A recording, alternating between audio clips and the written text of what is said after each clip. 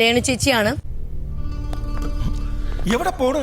തൊണ്ട വെള്ളം കുടിക്കും. പല ഭാഗങ്ങളിലായിട്ട് ചേച്ചി തല നന്നായിട്ട് ചൊറിയുന്നത് ഞാൻ കണ്ടിട്ടുണ്ട്.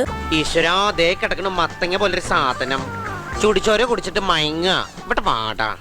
അതുപോലെ കുഞ്ഞു കുഞ്ഞു പേനുകളൊക്കെ വന്ന് ഇവിടെ ഇരിക്കുന്ന കണ്ടിട്ടുണ്ട്. വെള്ളം കണ്ടിട്ട് കാലം കുറെ ആയി കാണുവേ.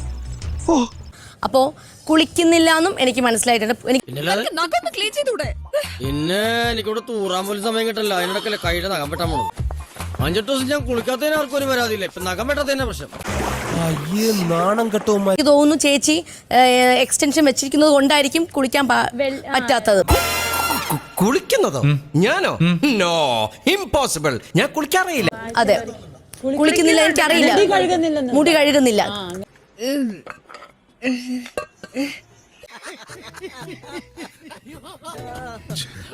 മേല് കഴുകുന്നുണ്ടാവും, പക്ഷെ തല കഴുകുന്നില്ല. സീരിയസ് ആയിട്ട് ചോദിക്കുന്നത് എവിടെന്നാ കൃത്യമായിട്ട് എടുത്തു കൊടുത്തിരിക്കുന്നത്? പറ, ഇവിടെ നിന്ന് എടുത്തു കൊടുത്തോ? ഇപ്പൊ ഞാൻ ഇവിടെ നിന്ന് എടുത്തു കൊടുത്തു. പേനുണ്ടാവും, ഞാൻ നോക്കട്ടെ. ഒരു ദിവസം ഇവിടെ നിന്ന് എടുത്തു കൊടുത്തു, ഒരു ദിവസം ഇവിടെ നിന്ന് എടുത്തു കൊടുത്തു. പിന്നെ ഈ ഭാഗത്തൊക്കെ ഇവിടെ ഈ ഹൃദയയുടെ ഭാഗത്തായിട്ട് തിരാണല്ലേ.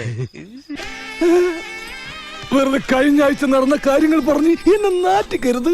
ചേച്ചി ഇവിടെ വന്നതിന് ശേഷം അങ്ങനെ തല കഴുകാറില്ല. മാസത്തിൽ 2 തവണ കുളിച്ചാല് എനിക്ക് ജലദോഷം വന്നിടും. തന്നെ എനിക്ക്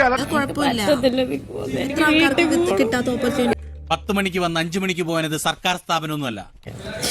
ചേച്ചി പേനെന്ന് പറയണത് എല്ലാവരും തലയിലുള്ള സാധനമാണ്. ചൂടാണ്ട, നിങ്ങളുടെ കമ്പനിയുടെ തൈല് തേച്ച എന്റെ മുടി മുഴുവൻ കൊഴിഞ്ഞു പോയത്. ഹെറോയിൻ. പിന്നെ എന്താണ് നല്ല കുറ്റം? ഞാൻ എന്നെ വീട്ടിൽ വിടാല്ലേ പറയുന്നുള്ളൂ. മോള് അവിടെ പോയി ചാച്ചിക്കും പറയില്ല ചേച്ചി. ഞാൻ പറയാം, എന്റെ കാര്യം ജീവിയൊന്നും അല്ല പേനെന്ന് പറയണത്. ഇവനെ കൊണ്ടുപോയി കുളിപ്പിച്ച് ശുദ്ധമാക്കും. കഴിഞ്ഞ ഞായറാഴ്ച ഞാൻ കുളിച്ചതാ. ഇനി അടുത്ത ഞായറാഴ്ച കുളിക്കാൻ വ്രതമുണ്ട്. എന്നെ കുളിക്കൊണ്ടിട്ട കുളത്തിലെ മീങ്ങളെല്ലാം ഒരു കാര്യം ചെയ്യാം. പോയിട്ട് രാവിലെ വരാം.